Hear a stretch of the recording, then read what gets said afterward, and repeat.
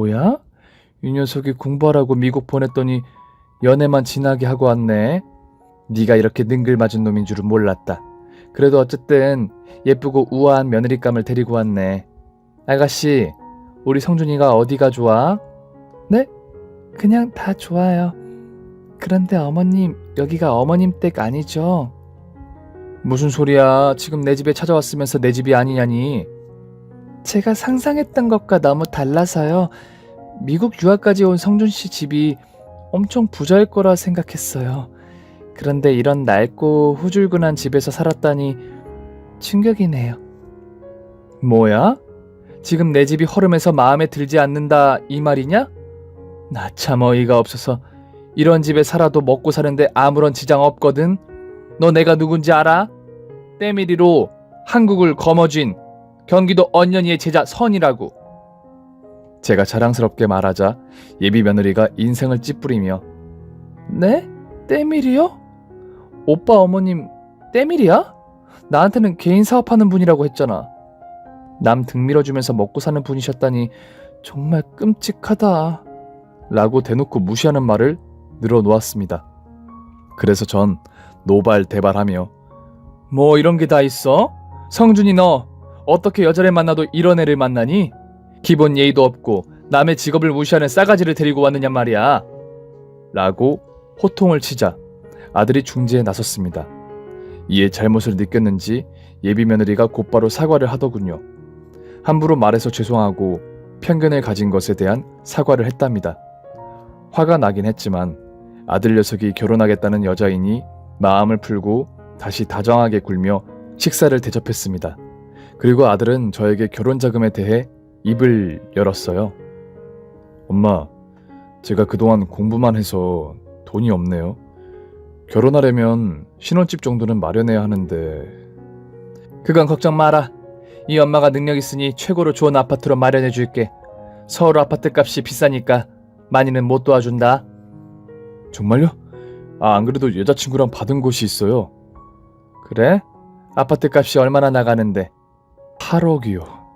그 정도는 힘드실까요? 얘가 뭐라는 거야? 이 엄마 능력이 그것도 안 될 것 같으냐? 정말요? 그럼 엄마가 저한테 8억을 입금해 주시면 신혼집을 바로 계약할게요. 에잇! 엄마가 직접 가서 보고 계약해야지. 우리 아들이 살 집인데 제대로 된 집인지 확인하고 집주인에게 직접 입금해 주마. 아니에요. 거기 신축 건물이라 더 볼 것도 없어요. 서둘러 계약해야 하니까 바로 입금해 주세요. 네? 아이고, 그렇게 빨리 살림 차리고 싶은 거야? 알았다. 이따 은행 가서 입금해 줄게. 그럼 엄마, 나중에 상견례 장소 알려드릴 테니까 그때 보도록 해요. 상견례 때 보자니 너 결혼하기 전까지 엄마랑 안 지내고 어디서 살려고? 그게 여진이 집에서 지내기로 했어요. 아무래도 결혼 준비할 게 너무 많아서 같이 준비하려고요. 너무 섭섭하지 마세요. 결혼하면 매주 엄마를 찾아올 테니까요. 네가 그렇게 결정했다니 어쩔 수 없지. 알았다. 상견례 장소 정해지면 엄마한테 연락해라. 그렇게 아들과 예비 며느리는 떠났고 저는 은행에 가서 8억을 아들에게 이체했습니다. 2주가 지나고 아들에게서 상견례 장소가 정해졌다는 연락이 왔고 저는 곱게 차려입고 예비 사돈을 만나러 갔답니다. 그런데 제가 도착한 식당은 공사 중이었어요. 위치가 맞는지 확인하려고 아들에게 전화를 했더니 없는 전화번호라고 떴습니다. 이게 무슨 일인가 싶어 식당 공사를 하는 인부에게 똑같은 이름의 식당이 주변에 또 있느냐고 물었는데 여기 하나뿐이라고 대답했습니다. 저는 지금 상황이 어떻게 된 건지 영문을 알 수 없어 일단 기다려보기로 했습니다. 주위를 서성이며 아들과 예비 며느리가 올까 싶어 고개를 여러 번 돌려가며 기다렸죠. 하지만 몇 시간이 지나도 아무도 나타나지 않았답니다. 이윽고 모르는 전화번호로 전화가 걸려왔고 아들의 새 전화인가 싶어 바로 받았어요. 성준이니? 아니요, 성준씨랑 결혼할 여진인데요. 설마 아직도 그 식당 앞에서 기다리고 있는 거 아니죠? 아, 너구나. 그런데 식당은 공사 중이야. 왜 여길 상견례 장소를 잡은 거니? 그리고 몇 시간째 안 오는 이유가 뭐야? 도대체 사돈이랑 너희는 언제 오는 거야? 안 가요. 이 아줌마 보기보다 순진하네? 공사 중인 식당을 왜 알려줬을지 생각을 못하나? 이봐요 아줌마, 주제를 알아야지. 때밀이 주제 우리 집안과 사돈을 맺으려고? 천박한 직업에 쓰레기 같은 집구석에 살면서 말이야. 게다가 성준씨 친엄마도 아니라면서. 어쩐지 생긴 것도 씹다만 개뼈다귀처럼 생긴 게 잘생긴 성준씨랑 하나도 닮지 않더라니. 때밀이 아줌마 잘 들어요. 성준씨는 이 시간부로 당신과 인연을 끊는답니다. 하찮은 인생은 혼자 쭉 사시고 잘난 아들은 이만 놔주세요. 나중에 괜히 무식하게 찾아올 생각 말고 조용히 사시라고요. 내 말 이해하셨죠? 정말 기가 막힌 얘기를 듣자 피가 거꾸로 솟았습니다. 상견례 장소에 왔더니 저를 조롱하기 위한 덫이었고, 개고생해서 가르치고 키워놓은 아들놈은 저랑 인연을 끊겠다니 환장할 노릇이었죠. 제가 예비 며느리에게 언성을 높이고 말하려 하자 바로 전화를 끊어버렸습니다. 해당 번호로 다시 전화를 걸었더니 핸드폰을 꺼두기까지 했고요. 결국 최악의 하루를 겪고 무거운 발걸음으로 집으로 돌아왔고, 아들 녀석이 저와 인연을 끊을 작정을 했는지 이유를 떠올려 봤어요. 하지만 친엄마 이상으로 뒷바라지해주고 아낌없이 사랑을 준 저에게 문제점이라고는 하나도 없었답니다. 그리고 아들은 신혼집 마련한다고 마지막까지 돈을 뜯어가고 잠수를 탔으니 제대로 뒤통수를 맞은 기분이었네요. 그 돈이 아까운 건 아니었지만 어떻게 엄마인 저를 모질게 버릴 수 있는지 이해되지 않았답니다. 저는 스트레스와 충격으로 당분간 일을 하지 못하고 집에만 누워 있었어요. 유일한 가족인 아들이 배신했으니 아무것도 하고 싶지 않았답니다. 제가 새신사가 된 이유가 아들 때문이었는데 그 이유가 사라졌으니 아무것도 의미가 없었죠. 그렇게 몇 주 동안 누워서 우울하게 지내고 있는데 집으로 누군가 찾아왔습니다. 바로 스승님이었죠. 목욕탕에서 제가 일하러 나오지 않는다고 연락을 했는지 걱정스러운 눈으로 바라보며 말씀하셨어요. 선이야, 근심 걱정이 있는 거야? 네, 아들놈이 저와 인연을 끊겠다네요. 부잣집 여자와 결혼하는데 제가 걸림돌이라고 생각했나봐요. 사실 친아들도 아니니 이렇게 끝맺음 되는 게 당연한 것 같기도 합니다. 이거사, 사람 인생은 원래 다 그런 거야. 속고 속이고 배신하고 뒤통수 때리고. 앞으로 그런 일들이 더 많이 일어날 텐데 이렇게 무너지면 되겠나? 마음 정리가 필요하면 차라리 손님들의 때를 밀면서 치유하라고. 스승님, 기운이 나지 않아요. 아무것도 하고 싶지 않다고요. 이 젊은 것이 노인네한테 기운 없단 소리를 하네. 당장 일어나지 못해? 경기도 언년이의 제자가 이렇게 나약한 존재였다면 키워주지도 않았을 거야. 당장 일어나. 저는 스승님의 호통에 마음을 다잡고 일어났습니다. 그리고 스승님의 이어지는 조언을 들으며 힘을 내게 되었죠. 이튿날 다시 목욕탕으로 들어가자 저를 기다린 손님들이 대거 찾아왔습니다. 그 모습을 보자 온몸에 힘이 들어갔고 잠자고 있던 열정이 깨어나 신나게 때를 밀었답니다. 손님들의 황홀한 비명을 듣자 아드레날린이 폭발했고 경기도 선의의 때밀이 실력을 마음껏 뽐내게 되었죠. 그렇게 다시 잘 지내기 시작했는데 이듬해 목욕탕 사장님이 충격적인 말을 하셨습니다. 바로 목욕탕 문을 닫게 되었다고요. 이유인즉슨 누군가 목욕탕 건물을 비싸게 사서 대형마트를 짓는다고 했어요. 사장님은 평생 먹고 살 돈을 벌게 되었다며 단숨에 목욕탕을 팔아버리신 거죠. 그래서 결국 목욕탕 새신사를 그만두게 되었답니다. 다시 일을 할까 했지만 그동안 모아둔 돈이 꽤 있어서 아껴가며 살면 되겠다 싶어서 편안한 노후를 즐길 생각이었습니다. 그런데 단골 손님 중 하나가 저를 어딘가 소개했는지 스카우트 제의를 받게 되었어요. 믿져야 본전이기에 면접이라도 한번 보러 갔답니다. 그곳은 강남에 있는 사우나였는데 아무도 들어가지 못하고 예약제로 손님을 받는 곳이라고 했어요. 면접 담당자가 제시한 연봉은 가히 소스라치게 놀라 자빠질 금액이었습니다. 연봉이 5억이라고요? 게다가 보너스도 따로 주신다고요? 네, 여기 새신사들이 수십 명이 되는데 그만한 돈을 버는 사람은 없어요. 제가 이진서님의 소문을 알고 있어서 파격적인 제안을 하는 겁니다. 생각할 필요도 없겠네요. 당장 일을 시작하도록 할게요. 결국 은퇴를 생각했던 저는 바로 번복하고 그곳에 취직했답니다. 새 신사들은 다들 경쟁하는 분위기라 친해지기 어려웠어요. 저에게 텃세를 부리는 직원들이 많아서 기분이 언짢았지만 어떻게든 이겨보려고 노력했네요. 그래도 제가 누굽니까? 대한민국 최고의 때밀이 언년이의 제자 아닙니까? 저에게 세신을 받은 손님들은 입소문을 내기 시작해 다른 세신사들의 손님들이 저를 지명하는 일까지 생겼답니다. 덕분에 세신사들의 시비가 날로 심해졌고 그들 중 우두머리로 보이는 여자가 저에게 언성을 높였습니다. 너 어디서 굴러먹던 년이야? 감히 손님을 가로채는 짓을 해? 내가 이 바닥에서 수십 년 동안 일했지만 너 같은 년은 처음이다. 뭐라는 거야 아줌마. 내 실력이 좋으니까 손님들이 찾아오는 거 아니겠어? 댁들이 떼미는 실력이 부족해서 그런 걸 왜 엄한 데서 화풀이를 해?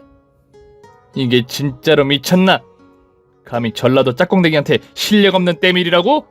너 나에 대한 소문 못 들었느냐? 그제야 여자의 실체를 알았어요. 스승님을 꺾지 못한 떼밀이의 2인자 전라도의 짝꿍댕이라는 걸 말이죠. 별명처럼 엉덩이가 짝짝이더라고요. 저는 피식 웃으며 정중하게 인사를 건넸습니다. 짝꿍댕이님, 몰라봬서 죄송합니다. 저는 경기도의 언년이의 제자 서원이라고 해요. 뭐? 언년이? 그 할매한테 제자가 있다는 소리는 못 들었는데 그 고지식한 양반이 제자를 두었다니 믿기지가 않는군. 네, 그렇긴 한데 제가 집요하고 끈기가 있어서 스승님의 제자로 많은 걸 배우고 마스터했죠. 본의 아니게 손님들을 빼앗아가서 죄송합니다. 그래서 자네 실력이 그렇게 좋았구먼. 이제야 납득이 가네. 내 평생 꿈이 언년이 그 할매를 넘어서는 건데 그 할매의 제자보다 못한 실력을 둔 모양이야. 자네가 미안할 필요는 없어. 이 바닥이 원래 실력이 앞선 사람이 이기는 곳이니까. 아닙니다. 스승님께 듣기로 짝꿍댕이님은 스승님과 비등한 실력이라고 하셨어요. 저 따위와는 비교도 안 될 만큼 실력자라고 들었습니다. 제가 잘 되고 있는 건 순전히 운이 좋아서예요. 언년이 할매가 제자를 잘 가르쳤네. 겸손할 줄도 알고 말이야. 그동안 텃세 부려서 미안하네. 앞으로 그럴 일 없을 테니까 잘 지내보도록 하지. 네, 짝꿍댕이 언니. 그렇게 제 정체가 탄로나며 새신사들은 모두 저를 존중하기 시작했고 많은 손님들이 저에게 몰려도 아무도 뭐라 하지 못했답니다. 시간이 흐르며 제 단골 손님들은 쭉쭉 늘어갔고 저의 재산도 멈추지 않고 불어나게 되었죠. 3년이란 시간을 그곳에서 일했더니 어느새 저에게 제자들이 생겼어요. 사우나를 확장해서 새신사들이 많이 필요했는데 사장님이 신규 직원들을 뽑으신 거죠. 저는 예수님처럼 12명의 제자를 두게 되었고 열심히 가르치게 되었어요. 한편 제 단골 손님 중 어마어마한 부잣집 사모님 한 분이 계셨는데 저에 대한 애정이 남달랐습니다. 오실 때마다 팁으로 50만 원 이상을 주시기도 했고 고민거리가 있으면 저와 수다를 떨기도 했답니다. 사모님은 제가 어떻게 살아왔는지, 왜 새신사가 되었는지에 대해 궁금해하셨고 저는 지난 과거 이야기를 들려드렸어요. 배신한 아들과 며느리 이야기까지 감추는 거 하나 없이 고백했죠. 뭐라고? 아들놈이 8억을 받자마자 인연을 끊었단 말이야? 게다가 며느리년이 전화로 조롱까지 했다니 천둥벌거숭이가 따로 없구만. 세상엔 다양한 인간들이 있다지만 그런 족속들은 천벌을 받아야 해. 다 지난 일인걸요. 벌써 5년이 다 되어가요. 아들놈 얼굴이 계속 아른거리는데 언젠가 잊혀지겠죠? 차라리 잘됐다 생각하게. 그런 년놈들과 평생 인연이 되어 살아가면 자네만 골병 든다고. 감사해요 사모님. 저도 그렇게 생각하고 있어요. 무자식 상팔자라는 말이 괜히 있는 게 아니더라고요. 혼자 사는 게 얼마나 편하던지. 아, 사모님 아드님은 언제 결혼한대요? 저한테도 청첩장 주실 거죠? 당연히 줘야지. 자네는 내 베스트 프렌드잖아. 지금 만나고 있는 여자가 있긴 있어. 싹싹하고 참해서 며느리감으로 점 찍어뒀지. 내가 다음에 데리고 올 테니까 자네가 서비스 좀 잘해줘. 당연하죠. 사모님은 저의 VIP이자 베스트 프렌드잖아요. 그런 단골 손님들이 몇몇 계셔서 덕분에 제 삶의 질도 올라갔답니다. 그리고 얼마 뒤 집에서 쉬고 있는데 누군가 찾아왔어요. 문을 열었더니 아들 성준이가 초췌한 얼굴로 인사를 하더군요.